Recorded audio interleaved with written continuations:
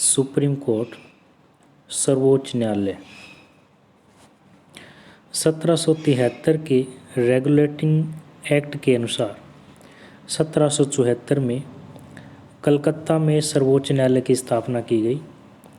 इस सर्वोच्च न्यायालय के पहले मुख्य न्यायाधीश लॉर्ड इम्पे थे। उसी प्रकार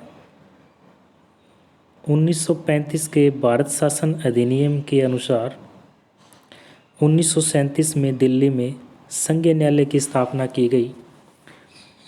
दिल्ली में स्थापित संघीय न्यायालय के पहले मुख्य न्यायाधीश मॉरिस गवेयर थे। वर्तमान सुप्रीम कोर्ट की स्थापना 28 जनवरी 1950 को हुई। वह वर्तमान सुप्रीम कोर्ट के पहले मुख्य न्यायाधीश हरिलाल जी कानिया थे। वर्तमान में सुप्रीम कोर्ट के मुख्य न्यायाधीश शरद अरविंद बोबडे हैं। अनुच्छेद 124 में सर्वोच्च न्यायालय का जिक्र किया गया है। अनुच्छेद 124 में उच्चतम न्यायालय का उल्लेख है। इसके अलावा सर्वोच्च न्यायालय में कितने सदस्य होंगे, इस बात का वर्णन भी अनुच्छेद 124 में है। अनुच्छेद 124 के अनुसार सर्वोच्च न्यायालय में 1+7 सदस्य हो सकते हैं, एक मुख्य न्यायाधीश व 7 अन्य न्यायाधीश। इसके अलावा संसद को ये अधिकार है कि वो न्यायाधीशों की संख्या को बढ़ा सकती है।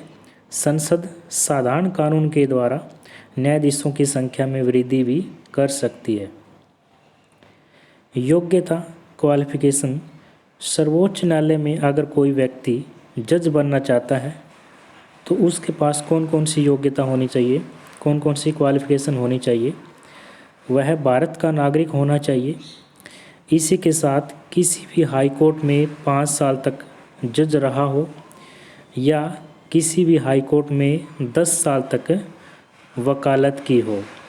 इसके अलावा राष्ट्रपति की नज़र में कानून का अच्छा जानकार हो। ये कंडीशन पूरी करने वाला व्यक्ति सुप्रीम कोर्ट में जज बन सकता है। सुप्रीम कोर्ट में जज बनने वाले व्यक्तियों में सौमित्र सीकरी जो हैं वकील कोटे से सीधे सुप्रीम कोर्ट में जज बनने वाले पहले व्यक्ति थे। और इसके अलावा इंदु मल्होत्रा वकील कोटे से सुप्रीम कोर्ट में जज बनने वाली पहली महिला थी। आज तक कोई भी महिला सर्वोच्च न्यायालय में मुख्य न्यायाधीश नहीं बनी है। चीफ जस्टिस ऑफ इंडिया आज तक कोई भी महिला मुख्य न्यायाधीश सर्वोच्च न्यायालय में नहीं बनी है। इसके अलावा सर्वोच्च न्यायालय में जज बनने वाली पहली महिला फातिमा बीबी हैं। सर्वोच्च न्यायालय में जज बनने वाली पहली महिला फातिमा बीबी। नियुक्ति। सर्वोच्च न्यायालय के न्यायाधीशों की नियुक्ति का जिक्र अनुच्छेद 124 में किया गया है। अनुच्छेद 124 के अनुसार राष्ट्रपति उच्चतम न्यायालय के न्यायाधीश और उच्च न्यायालय के न्यायाधीश से परामर्श करने के बाद न्यायाधीश की नियुक्ति करते हैं और इस परामर्श में चीफ जस्टिस ऑफ इंडिया से अवश्य जरूर सलाह लेंगे, अवश्य परामर्श करेंगे। इसी के साथ साथ 1950 से 1993 तक राष्ट्रपति द्वारा मंत्रिपरिषद की सलाह पर न्यायाधीशों की नियुक्ति होती रही है। लेकिन वर्तमान में 1993 से लेकर वर्तमान तक आज तक कॉलेजियम सिस्टम के द्वारा न्यायाधीशों की नियुक्ति होती है।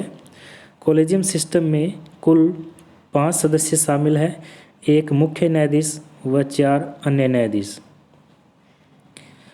सर्वोच्च न्यायालय के मुख्य न्यायाधीश की नियुक्ति का उल्लेख संविधान में नहीं है। चीफ जस्टिस ऑफ इंडिया की नियुक्ति का उल्लेख संविधान में नहीं है।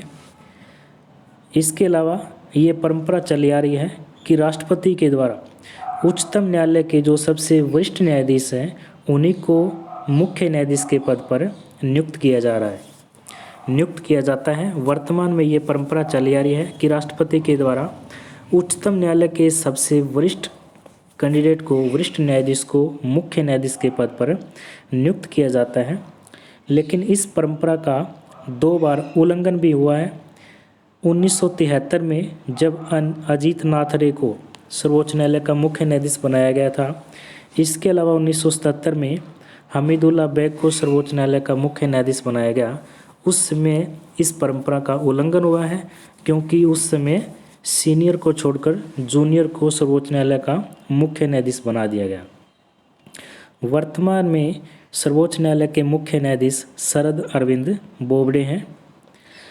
कमल नारायण सिंह सबसे कम समय तक सीजीआई रहे हैं। सर्वोच्च न्यायालय के मुख्य न्यायाधीश के पद पर सबसे कम समय तक कमल नारायण सिंह रहे हैं, और इसके अलावा सर्वोच्च न्यायालय के मुख्य न्यायाधीश के पद पर सबसे अधिक समय तक वाई.वी. चंद्रचूड़ रहे हैं। सर्वोच्च न्यायालय के मुख्य न्यायाधीश के सुब्बाराव और सर्वोच्च न्यायालय के न्यायाधीश वी.आर. कृष्णन अय्यर राष्ट्रपति का चुनाव लड़ चुके हैं।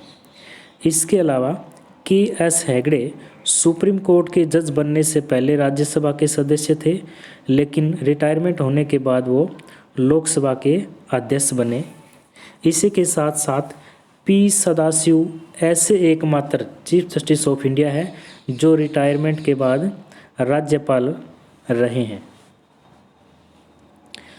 सर्वोच्च न्यायालय के मुख्य न्यायाधीश जो है वो शपथ ग्रहण करते हैं। आर्टिकल 1 to 4 के अनुसार सर्वोच्च न्यायालय के न्यायाधीशों को राष्ट्रपति या उनके द्वारा अधिकृत व्यक्ति के द्वारा शपथ दिलाई जाती रही है, और सभी जो न्यायाधीश हैं वो संविधान के प्रति निष्ठा की शपथ लेते हैं। संविधान के प्रति निष्ठा की शपथ लेते हैं सर्वोच्च न्यायालय के न्यायाधीश। वर्तमान में ये परंपरा चली आ रही है कि सर्वोच्च न्यायालय के मुख्य न्यायाधीश को राष्ट्रपति शपथ दिलाते हैं व अन्य न्यायाधीशों को सर्वोच्च न्यायालय के मुख्य न्यायाधीश शपथ दिलाते हैं। सर्वोच्च न्यायालय के न्यायाधीशों का वेतन जो है वो भारत की संचित निधि से दिया जाता है। भारत की संचित निधि से सर्वोच्च न्यायालय के न्यायाधीशों का वेतन दिया जाता है, और जब तक वो अपने पद पर रहते हैं उनके वेतन में किसी प्रकार की कोई कमी नहीं की जा सकती, कोई कटौती नहीं की जा सकती, यानी कि उनके वेतन में पद पर रहते हुए हानिकारक प्रभाव नहीं किया जा सकता अनुच्छेद 125 के अनुसार। इसके अलावा रिटायरमेंट के बाद भारत सरकार या किसी भी राज्य सरकार के अधीन कोई लाभ के पद पर भी नहीं रह सकते और न ही किसी न्यायालय में वकालत कर सकते। लाभ के पद से हमारा अभिप्राय है कि ऐसा पद जो सरकार के साथ डायरेक्ट व इनडायरेक्ट रूप से क्या है लाभ ले रहा हो, या किसी स्कॉलरशिप का आवंटन करता हो। संसद के द्वारा लाभ के पद का निर्धारण किया गया है। संसद के अनुसार राष्ट्रपति, उपराष्ट्रपति, राज्यपाल, सेंट्रल गवर्नमेंट के मंत्री व स्टेट गवर्नमेंट के मंत्री लाभ के पद के अंतर्गत नहीं आते हैं। अनुच्छेद 126 के अनुसार मुख्य न्यायाधीश का पद रिक्त होने पर, जब भी मुख्य न्यायाधीश का पद रिक्त हो जाता है, खाली हो जाता है, उस समय राष्ट्रपति सुप्रीम कोर्ट के किसी भी न्यायाधीश को कार्यवाहक मुख्य न्यायाधीश नियुक्त कर सकते हैं। यहाँ ये लिखा हुआ है कि किसी भी न्यायाधीश को कार्यवाहक मुख्य न्यायाधीश नियुक्त कर सकते हैं।